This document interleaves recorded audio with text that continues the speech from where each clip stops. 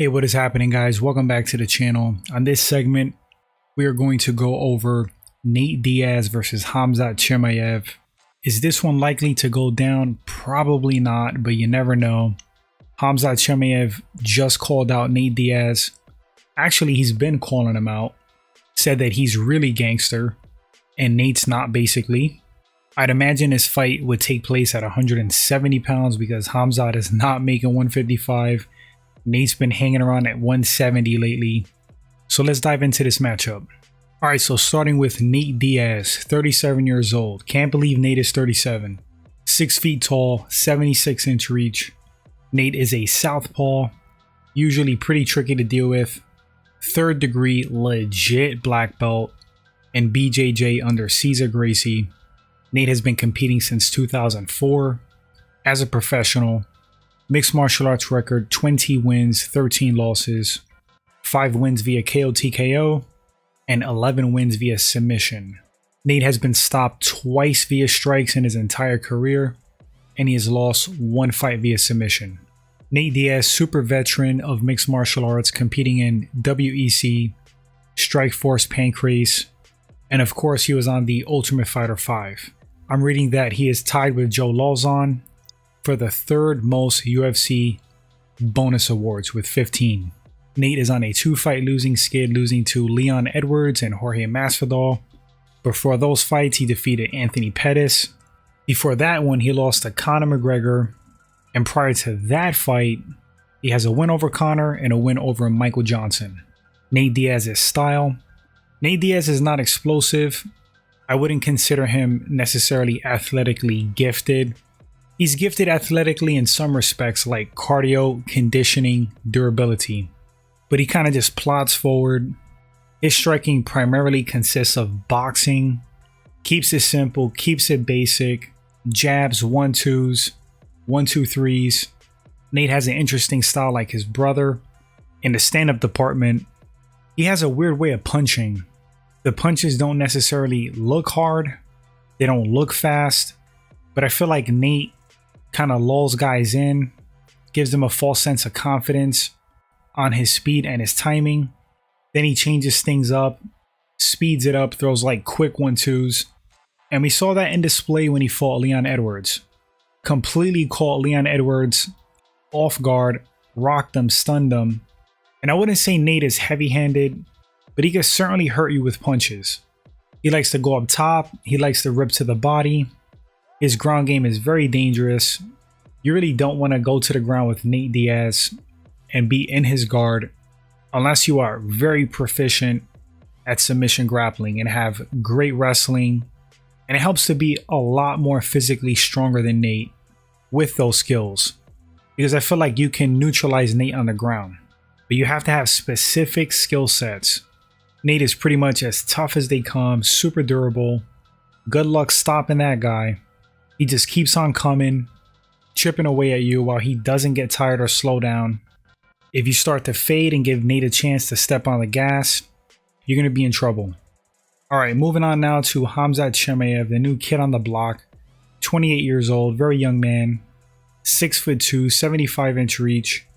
Big welterweight, big frame. Certainly could compete at 185 pounds. I would say even light heavyweight. Khamzat, elite wrestling, super credentialed, Swedish multi-time national champion, gold medals, freakishly good wrestler, Brazilian Jiu-Jitsu purple belt, but I believe that his skill level is definitely beyond purple belt. I'm going to say black. He is not a stranger to submission grappling at all. Mixed martial arts record, 11 wins, 0 losses, perfect record, 6 knockout wins, 4 submission wins, and he has 1 win via decision. Khamzat's last fight was against Gilbert Burns, his toughest test to date. He answered a lot of questions in that fight. I know there were some criticisms. People were expecting him to just run through Gilbert Burns, and because that didn't happen, it was foolishly looked as a negative. And I have to disagree. I disagreed on the same night that the fight took place. I think that was a great display of heart, determination, will, chin, toughness, durability. These are things we had to see from Khamzat. There were big question marks. I think a lot of the reason that fight went the way it did was because of the way Khamzat was fighting. He admitted that himself. He fought emotionally, didn't fight intelligently, kind of fought to the crowd, engaged in a war. That was his bad, and he vowed to fight smarter going forward. I think Khamzat Chimaev is an immense talent. He was ranked number 11, I believe, when he fought Gilbert Burns, who was ranked number 2. Defeated him, which is crazy. I think he is a legitimate threat to the throne, to the title.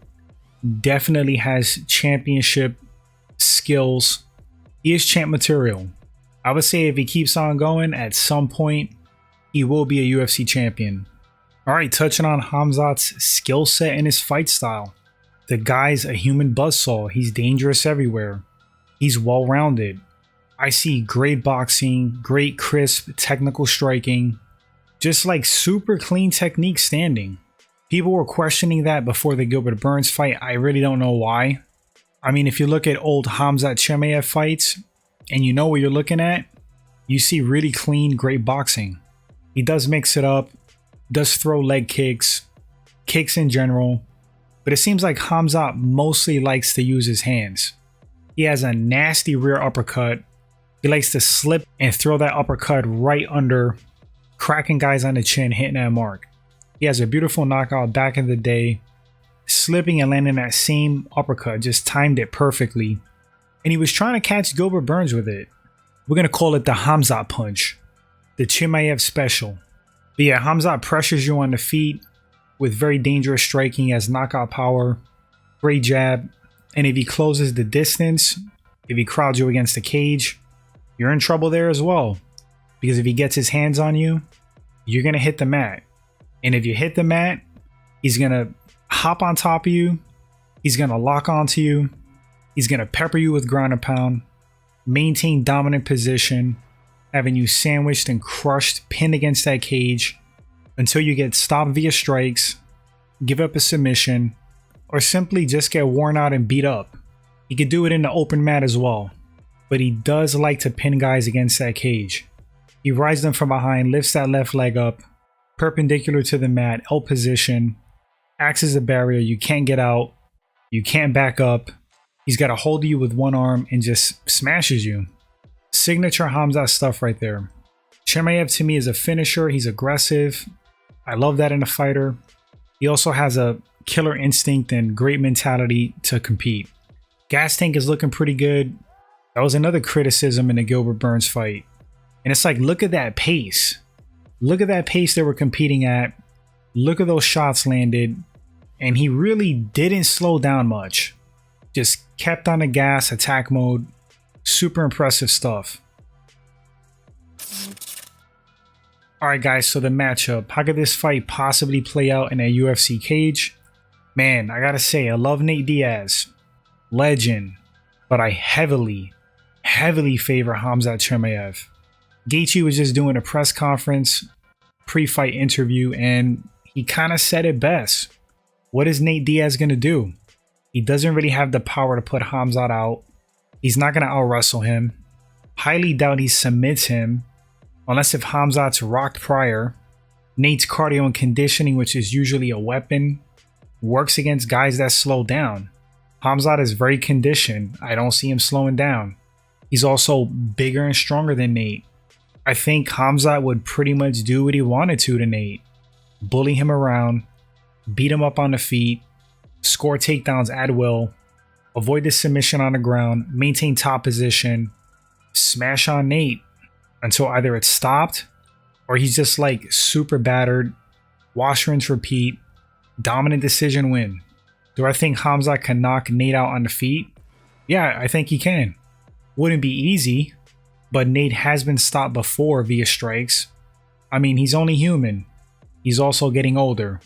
If Josh Thompson could TKO Nate, you better believe that Khamzat Chimaev could do it to Nate in 2022 when Nate is 37 years old.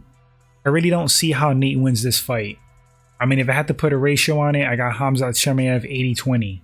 But if I could talk about a path to victory for Nate, it's gotta be pretty much use his durability to take punishment and try to wear Khamzat out, make him work a lot. It sounds like a crazy strategy, but that's his best bet.